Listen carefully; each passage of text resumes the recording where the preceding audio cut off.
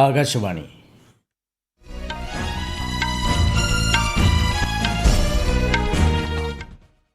നമസ്കാരം. വാർത്തകൾ വായിക്കുന്നത് ദീപു എസ് എൽ.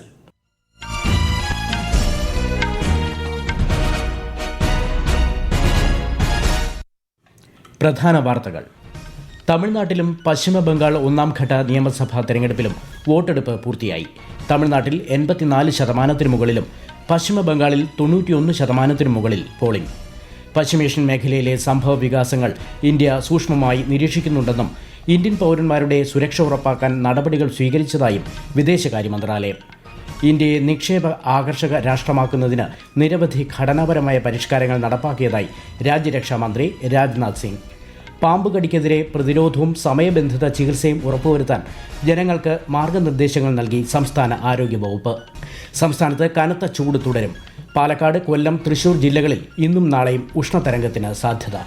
IPL ക്രിക്കറ്റിൽ ഇന്ന് മുംബൈ ഇന്ത്യൻസ് ചെന്നൈ സൂപ്പർ കിങ്സിനെ നേരിടും. ISL ഫുട്ബോളിൽ കേരള ബ്ലാസ്റ്റേഴ്സ് ഒഡീഷ FC പോരാട്ടം. വാർത്തകൾ വിശദമായി. തമിഴ്നാട്ടിലും പശ്ചിമബംഗാൾ ഒന്നാംഘട്ട നിയമസഭാ തെരഞ്ഞെടുപ്പിലും വോട്ടെടുപ്പ് ഇന്ന് നടന്നു. ഇതുവരെയുള്ള കണക്കുകൾ പ്രകാരം തമിഴ്നാട്ടിൽ 84.41%, പശ്ചിമബംഗാളിൽ 91.46%മാണ് പോളിംഗ്. തമിഴ്നാട്ടിലെ 234 നിയമസഭാ മണ്ഡലങ്ങളിൽ ഒറ്റ ഘട്ടമായാണ് ഇന്ന് വോട്ടെടുപ്പ് നടന്നത്. പശ്ചിമബംഗാളിൽ 152 മണ്ഡലങ്ങളിലായിരുന്നു ഇന്ന് പോളിംഗ്. അവശേഷിക്കുന്ന 142 മണ്ഡലങ്ങളിൽ ഈ മാസം 29-നാണ് വോട്ടെടുപ്പ്. ഗുജറാത്തിൽ ഉപതെരഞ്ഞെടുപ്പ് നടക്കുന്ന ഉംറേത്ത് നിയമസഭാ മണ്ഡലത്തിലും മഹാരാഷ്ട്രയിലെ ബാരാമതി, രാഹുരി മണ്ഡലങ്ങളിലും ഇന്ന് വോട്ടെടുപ്പ് നടന്നു. ഇതുവരെയുള്ള കണക്കുകൾ പ്രകാരം ഉംറേത്തിൽ 58.32%, ബാരാമതിയിൽ 56.44%, രാഹുരിയിൽ 54.75% പോളിംഗ് രേഖപ്പെടുത്തി. കേരളം ഉൾപ്പെടെ നിയമസഭാ തെരഞ്ഞെടുപ്പ് നടന്ന 4 സംസ്ഥാനങ്ങളിലും പുതുച്ചേരിയിലും വോട്ടെണ്ണൽ മെയ് 4-നാണ്. പശ്ചിമബംഗാളിൽ രണ്ടാംഘട്ട നിയമസഭാ തെരഞ്ഞെടുപ്പിലേക്കുള്ള പ്രചാരണം ഊർജിതമായി പുരോഗമിക്കുകയാണ്. പ്രധാനമന്ത്രിയും മുതിർന്ന BJP നേതാവുമായ നരേന്ദ്രമോദി ഇന്ന് കൃഷ്ണനഗറിലും മധുരാപുരിയിലും NDA പ്രചാരണ റാലികളിൽ പങ്കെടുത്തു. മുഖ്യമന്ത്രിയും തൃണമൂൽ കോൺഗ്രസ് നേതാവുമായ മമതാ ബാനർജി ഇന്ന് കൊൽക്കത്തയിൽ പ്രചാരണം നടത്തി. CPM general secretary MA baby, മുതിർന്ന നേതാവ് ബൃന്ദ കാരാട്ട് തുടങ്ങിയവർ ജാദവ്പൂരിലാണ് പ്രചാരണം നടത്തിയത്. പശ്ചിമേഷ്യൻ മേഖലയിലെ സംഭവ വികാസങ്ങൾ ഇന്ത്യ സൂക്ഷ്മമായി നിരീക്ഷിക്കുന്നുണ്ടെന്നും മേഖലയിലെ ഇന്ത്യൻ പൗരന്മാരുടെ സുരക്ഷ ഉറപ്പാക്കാൻ നടപടികൾ സ്വീകരിച്ചതായും വിദേശകാര്യ മന്ത്രാലയം additional secretary Aseem R Mahajan. മേഖലയിലെ ഇന്ത്യൻ നാവികർ സുരക്ഷിതരാണെന്നും ന്യൂഡൽഹിയിൽ നടന്ന അന്തർ മന്ത്രാലയ വാർത്താ സമ്മേളനത്തിൽ അദ്ദേഹം അറിയിച്ചു. Ministry of External Affairs continues to closely monitor the developments in the Gulf and West Asia region. Ensuring the safety, security and welfare of the large Indian community in the region is our highest priority. They are proactively assisting our citizens. They are also in close touch with the local governments. Welfare of Indian seafarers in the region is of high priority for us. Our missions are extending all assistance to them, including coordination with local authorities and agencies. രാജ്യത്ത് ഗാർഹിക പാചകവാതക വിതരണം സാധാരണ നിലയിലാണെന്ന് petroleum പ്രകൃതിവാതക മന്ത്രാലയ secretary Sujatha Sharma പറഞ്ഞു. പശ്ചിമേഷ്യൻ പ്രതിസന്ധി ജനങ്ങൾക്ക് അസൗകര്യങ്ങൾ സൃഷ്ടിക്കുന്നില്ലെന്ന് ഉറപ്പുവരുത്താൻ എല്ലാ നടപടികളും സ്വീകരിച്ചതായും അവർ വ്യക്തമാക്കി. ഇന്ത്യയെ നിക്ഷേപ ആകർഷക രാഷ്ട്രമാക്കുന്നതിന് നിരവധി ഘടനാപരമായ പരിഷ്കാരങ്ങൾ നടപ്പിലാക്കിയതായി രാജ്യരക്ഷാമന്ത്രി രാജ്നാഥ് സിംഗ്. ജർമ്മനിയിലെ മ്യൂണിക്കിൽ പ്രതിരോധ നിക്ഷേപക ഉച്ചകോടിയെ അഭിസംബോധന ചെയ്യുകയായിരുന്നു അദ്ദേഹം. റഡാർ, സെൻസർ സാങ്കേതികവിദ്യ, നിർമ്മിത ബുദ്ധി തുടങ്ങിയ മേഖലകളിൽ സഹകരിച്ച് പ്രവർത്തിക്കാൻ ഇന്ത്യൻ കമ്പനികൾക്ക് താൽപ്പര്യമുണ്ടെന്നും അദ്ദേഹം പറഞ്ഞു. ഇന്ത്യ ലോകത്തിലെ ഏറ്റവും വേഗത്തിൽ വളരുന്ന പ്രധാന സമ്പദ് വ്യവസ്ഥകളിൽ ഒന്നാണെന്നും ശ്രീ രാജ്നാഥ് സിംഗ് ചൂണ്ടിക്കാട്ടി. ഫ്രഞ്ച് വിമാനത്താവളങ്ങൾ വഴി യാത്ര ചെയ്യുന്ന ഇന്ത്യൻ പൗരന്മാർക്ക് ട്രാൻസിറ്റ് വിസ ഒഴിവാക്കിയ തീരുമാനത്തെ സ്വാഗതം ചെയ്ത് വിദേശകാര്യ മന്ത്രാലയ വക്താവ് രൺധീർ ജയ്സ്വാൾ. ഫ്രാൻസിലെ വിമാനത്താവളങ്ങളിൽ വിസാരഹിത യാത്രാ സൗകര്യമെന്ന പ്രഖ്യാപനത്തെ ഇന്ത്യ സ്വാഗതം ചെയ്തു. ഈ മാസം 10 മുതലാണ് തീരുമാനം പ്രാബല്യത്തിൽ വന്നത്. ഇരു രാജ്യങ്ങൾക്കുമിടയിലെ അടുത്ത ബന്ധമാണ് ഇതിലൂടെ വ്യക്തമാകുന്നതെന്നും ശ്രീ രൺധീർ ജയ്സ്വാൾ വാർത്താ സമ്മേളനത്തിൽ വ്യക്തമാക്കി. വിദേശകാര്യമന്ത്രി S ജയശങ്കർ UK ദേശീയ സുരക്ഷാ ഉപദേഷ്ടാവ് ജോനാഥൻ പൗലുമായി ഇന്ന് ന്യൂഡൽഹിയിൽ കൂടിക്കാഴ്ച നടത്തി. പ്രാദേശിക ആഗോള സുരക്ഷ, ഇന്ത്യ UK സഹകരണം ശക്തിപ്പെടുത്തൽ തുടങ്ങിയ വിഷയങ്ങൾ കൂടിക്കാഴ്ചയിൽ ചർച്ചയായി. ഈ വാർത്തകൾ ആകാശവാണിയിൽ നിന്ന്. ആകാശവാണി വാർത്തകളും വാർത്താ അധിഷ്ഠിത പരിപാടികളും all India radio news Thiruvananthapuram YouTube ചാനലിലും all India radio news Thiruvananthapuram Facebook പേജിലും AIR _തിരുവനന്തപുരം ഇൻസ്റ്റഗ്രാം അക്കൌണ്ടിലും @AIR _TVM X ഹാൻഡിലും ലഭ്യമാണ്. തിരുവനന്തപുരം ചിറയിൻകീഴിൽ പാമ്പ് കടിയേറ്റ് 8 വയസ്സുകാരൻ ദിക്ഷൽ മരിച്ച സംഭവത്തിൽ DMO റിപ്പോർട്ട് തേടി. കുട്ടിയെ ആശുപത്രിയിൽ എത്തിച്ചപ്പോൾ വേണ്ട പരിഗണന ലഭിച്ചില്ലെന്ന അച്ഛന്റെ പരാതിയിലാണ് നടപടി. ദിക്ഷലിന്റെ സംസ്കാരം അഴൂരിലെ വീട്ടുവളപ്പിൽ നടന്നു. പാമ്പ് കടിക്കെതിരെ പ്രതിരോധവും സമയബന്ധിതമായ ചികിത്സയും വളരെ പ്രധാനമാണെന്ന് ആരോഗ്യമന്ത്രി വീണ ജോർജ്. ചൂട് അധികമായതിനാൽ ഇഴജന്തുക്കൾ തണുപ്പുള്ള പ്രദേശം തേടിയെത്തുന്നതിനാൽ വീടും പരിസരവും ശ്രദ്ധയോടെ സൂക്ഷിക്കാൻ ജാഗ്രത പുലർത്തണമെന്നും നിർദ്ദേശമുണ്ട്. വിശദാംശങ്ങളിലേക്ക്. ജനവാസ മേഖലകൾ കാടും പടർപ്പും കയറാതെയും മാളങ്ങൾ, പൊത്തുകൾ മുതലായവ അടച്ചും വൃത്തിയായും സൂക്ഷിക്കാൻ ശ്രദ്ധിക്കണമെന്ന് നിർദ്ദേശത്തിൽ പറയുന്നു.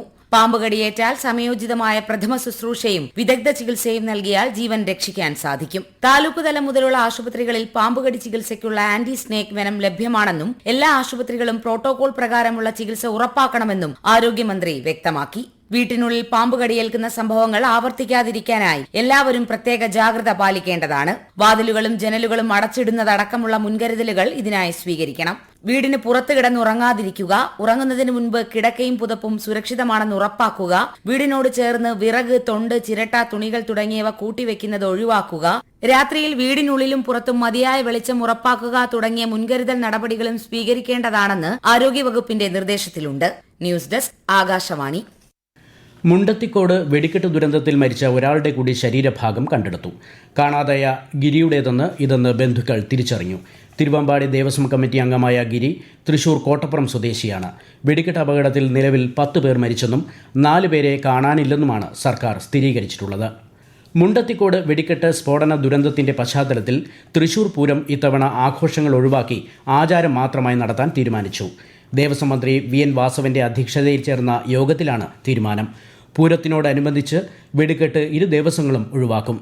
കുടമാറ്റം 15 മിനിറ്റ് മാത്രമായി ചുരുക്കണമെന്നും ആചാര അനുഷ്ഠാനങ്ങൾ ഒഴിവാക്കാതെ തൃശൂർ പൂരത്തിൽ പങ്കെടുക്കുമെന്നും പാറമേക്കാവ്, തിരുവമ്പാടി ദേവസ്വങ്ങളുടെ ഭാരവാഹികൾ അറിയിച്ചു. ജില്ലയിൽ ഉഷ്ണതരംഗ സാധ്യതയുള്ളതിനാൽ പൂരത്തിന് വരുന്നവർ അത് അനുസരിച്ചുള്ള മുന്നൊരുക്കങ്ങൾ സ്വീകരിക്കണമെന്നും ജില്ലാ കളക്ടർ നിർദ്ദേശം നൽകി. കൂടുതൽ വിവരങ്ങളുമായി ആകാശവാണി തൃശൂർ ജില്ലാ പ്രതിനിധി ഭരിത പ്രതാപ്. തൃശൂർ ജില്ലയിൽ ഓരോ ദിവസവും അതിതീവ്രമായ ചൂടാണ് രേഖപ്പെടുത്തിയിരിക്കുന്നത്. ഓറഞ്ച് ജാഗ്രതയാണ് ഇന്നും നാളെയും ജില്ലയിലുള്ളത്. ജില്ലയിൽ ഉയർന്ന ചൂട് റിപ്പോർട്ട് ചെയ്യപ്പെടുന്ന ഈ സാഹചര്യത്തിൽ പൂരം വീക്ഷിക്കാനെത്തുന്ന പൊതുജനങ്ങളുടെ സുരക്ഷയുറപ്പാക്കാൻ ജില്ലാ ഭരണകൂടം മുൻകരുതലുകൾ ഒരുക്കുന്നുണ്ട്. ആനകൾക്ക് ചൂടിൽ നിന്നും സംരക്ഷണം നൽകേണ്ടത് അത്യാവശ്യമാണെന്നിരിക്കെ തണ്ണിമത്തൻ, വെള്ളരി തുടങ്ങിയ ഫലവർഗ്ഗങ്ങൾ ആനകൾക്ക് യഥേഷ്ടം നൽകണമെന്നും ഇടയ്ക്കിടയ്ക്ക് തറ നനച്ചു കൊടുക്കണമെന്നും നിർദ്ദേശം നൽകിയിട്ടുണ്ട്. പൂരം ആസ്വദിക്കാനെത്തുന്ന ആളുകൾക്ക് തണലത്ത് നിൽക്കുന്നതിനുള്ള സൗകര്യങ്ങൾ പരമാവധി ഒരുക്കണമെന്നും ജില്ലാ കളക്ടർ ദേവസ്വം അധികൃതരോടും നിർദ്ദേശിച്ചിട്ടുണ്ട്. സംസ്ഥാനത്ത് കനത്ത ചൂട് തുടരും. പാലക്കാട്, കൊല്ലം, തൃശൂർ ജില്ലകളിൽ ഇന്നും നാളെയും ഉഷ്ണതരംഗത്തിന് സാധ്യത. പാലക്കാട് താപനില 41 ഡിഗ്രി സെൽഷ്യസ് വരെയും കൊല്ലം, തൃശൂർ ജില്ലകളിൽ 40 ഡിഗ്രി വരെയും ഉയരുമെന്ന് കേന്ദ്ര കാലാവസ്ഥാ വകുപ്പ് മുന്നറിയിപ്പ് നൽകി. വിവിധ ജില്ലകളിൽ താപനില സാധാരണയേക്കാൾ 4 മുതൽ 5 ഡിഗ്രി സെൽഷ്യസ് വരെ കൂടാൻ സാധ്യതയുണ്ട്. സംസ്ഥാനത്ത് ചിലയിടങ്ങളിൽ ഇന്നും നാളെയും ഇടിമിന്നലോട് കൂടിയ മഴയ്ക്കും സാധ്യതയുണ്ട്. IPL ക്രിക്കറ്റിൽ മുംബൈ ഇന്ത്യൻസ് ചെന്നൈ സൂപ്പർ കിങ്സിനെ നേരിടുന്നു. മുംബൈ വാങ്ഖാഡെ സ്റ്റേഡിയത്തിൽ അല്പസമയം മുമ്പാണ് മത്സരം ആരംഭിച്ചത്. ടോസ് നേടിയ മുംബൈ ബൌളിംഗ് തെരഞ്ഞെടുത്തു. ISL ഫുട്ബോളിൽ കേരള ബ്ലാസ്റ്റേഴ്സ് ഒഡീഷ FC മത്സരം പുരോഗമിക്കുകയാണ്. കൊച്ചി കലൂർ സ്റ്റേഡിയത്തിലാണ് മത്സരം. ഓഹരി വിപണികളിൽ നഷ്ടം. സെൻസെക്സ് 852 പോയിന്റ് താഴ്ന്ന് 77,664-ലും നിഫ്റ്റി 205 പോയിന്റ് താഴ്ന്ന് 24,173-ലും വ്യാപാരം അവസാനിപ്പിച്ചു. സ്വർണ്ണവില കുറഞ്ഞു. പവന് 800 രൂപ കുറഞ്ഞു. 1,12,600 രൂപയാണ് ഇന്നത്തെ വില. പ്രധാന വാർത്തകൾ വീണ്ടും. തമിഴ്നാട്ടിലും പശ്ചിമ ബംഗാൾ 1ാം ഘട്ട നിയമസഭാ തെരഞ്ഞെടുപ്പിലും വോട്ടെടുപ്പ് പൂർത്തിയായി. തമിഴ്നാട്ടിൽ 84% മുകളിലും പശ്ചിമ ബംഗാളിൽ 91% മുകളിലും പോളിംഗ്.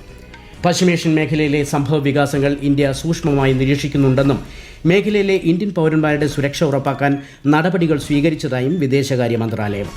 ഇന്ത്യയെ നിക്ഷേപ ആകർഷക രാഷ്ട്രമാക്കുന്നതിന് നിരവധി ഘടനാപരമായ പരിഷ്കാരങ്ങൾ നടപ്പിലാക്കിയതായി രാജ്യരക്ഷാ മന്ത്രി രാജ്നാഥ് സിംഗ്. പാമ്പുകടിക്കെതിരെ പ്രതിരോധവും സമയബന്ധിതമായ ചികിത്സയും ഉറപ്പുവരുത്താൻ ജനങ്ങൾക്ക് മാർഗനിർദ്ദേശങ്ങൾ നൽകി സംസ്ഥാന ആരോഗ്യ വകുപ്പ്. സംസ്ഥാനത്ത് കനത്ത ചൂട് തുടരും. പാലക്കാട്, കൊല്ലം, തൃശൂർ ജില്ലകളിൽ ഇന്നും നാളെയും ഉഷ്ണതരംഗത്തിന് സാധ്യത. IPL ക്രിക്കറ്റിൽ മുംബൈ ഇന്ത്യൻസ് ചെന്നൈ സൂപ്പർ കിങ്സിനെ നേരിടുന്നു. ISL ഫുട്ബോളിൽ ഇന്ന് കേരള ബ്ലാസ്റ്റേഴ്സ് ഒഡീഷ FC പോരാട്ടം. വാർത്തകൾ കഴിഞ്ഞു. അടുത്ത വാർത്താ പ്രക്ഷേപണം രാത്രി 8:35.